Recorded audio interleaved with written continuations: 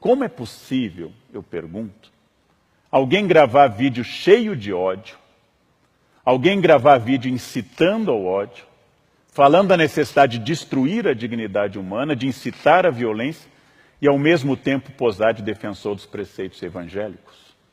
Ou seja, eu uso o evangelho e uso a vida de Jesus, a quem eu digo seguir, para defender a violência, a tortura, a pena de morte e a destruição das pessoas. Adapto Deus ao meu universo moral. E aí o Deus customizado tem seu aspecto mais trágico.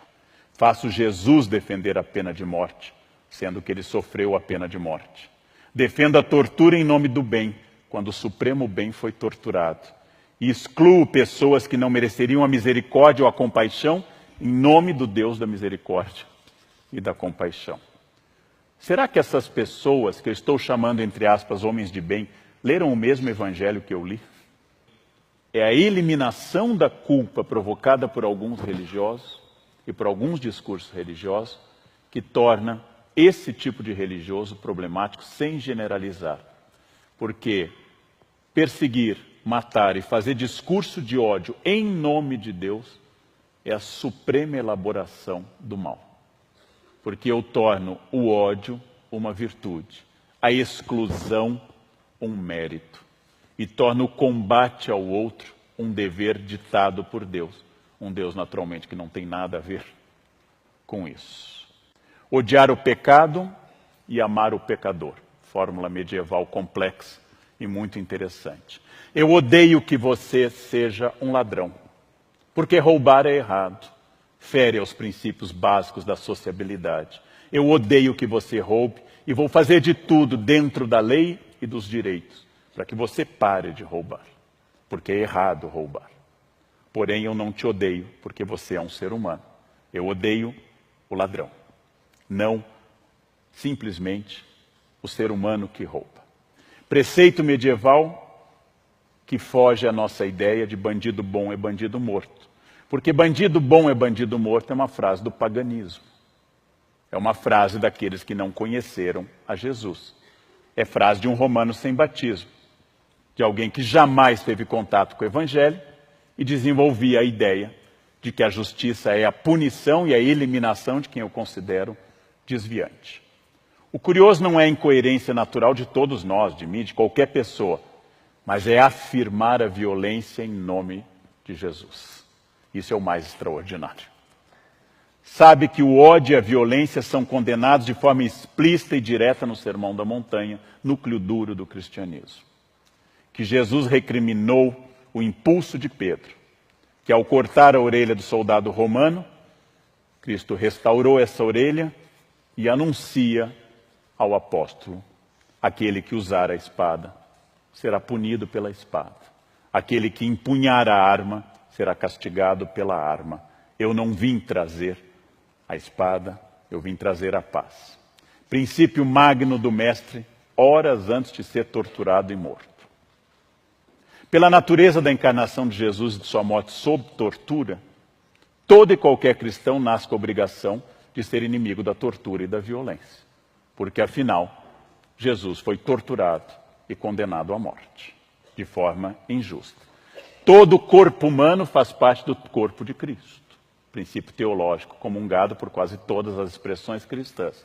Logo, qualquer tortura em um ser humano, independente da ação que ele tenha cometido, independente da sua orientação ideológica, é uma tortura no corpo de Cristo, que revive a cena daquele homem atado a uma coluna sendo chicoteado, coroado de espinhos e levando tabefes e cusparadas dos soldados. A tortura é oposta ao cristianismo. Mas, óbvio, foi cara a muitos momentos das instituições que se dizem cristãs e a muitos que hoje se consideram cristãos.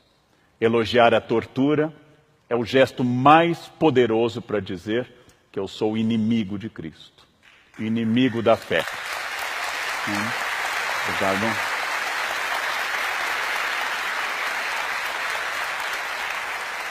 Não que a Bíblia, especialmente o Novo Testamento, proíba qualquer tipo de punição, mas proíbe a destruição do humano. Mesmo que eu tenha que reter alguém para que não seja um perigo social, isso deve ser feito com respeito. Mesmo que a pessoa tenha errado como adúltera, eu não tenho que dizer, atirem à vontade a pedra, porque ela não é uma pessoa de bem. Jesus diz, quem não tiver pecado, atire a primeira pedra. Os homens de bem, entre aspas, porque naturalmente há homens de bem, há mulheres de bem, há pessoas de bem, de fato, mas eu vou usar essa expressão no sentido usual das redes sociais. Os homens de bem proclamam que os direitos humanos são para os humanos direitos. Frase contraditória, que eu ouvi várias vezes. Chamamos em filosofia isso oxímoro, contradição em termos. Ou seja, se são direitos humanos, pertencem a todos os humanos. Pertencem inclusive aos políticos. É tão radical essa frase, que nós devemos dizer que todo senador tem direitos humanos. Todo deputado, todo presidente tem direitos humanos, porque ele é inerente à espécie humana. Não há direitos humanos porque eu pago impostos. Não há direitos humanos porque eu, Leandro, trabalho 14 a 16 horas por dia. Eu não tenho nenhum direito a mais do que a pessoa que não trabalha.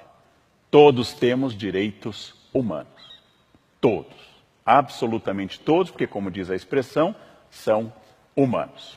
Com isso, nós temos que pensar que esses achismos, esses truísmos, que entram em conflito aberto com a vida de Jesus, que afinal, se alguém se deu ao trabalho de ler os 4 evangelhos, a frase é absurda.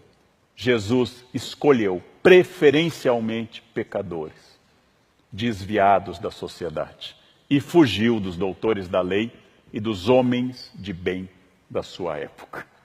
Jesus procurou as pessoas excluídas, os publicanos, as prostitutas, a adúltera, e disse que viera para eles e não para os que não precisavam de salvação.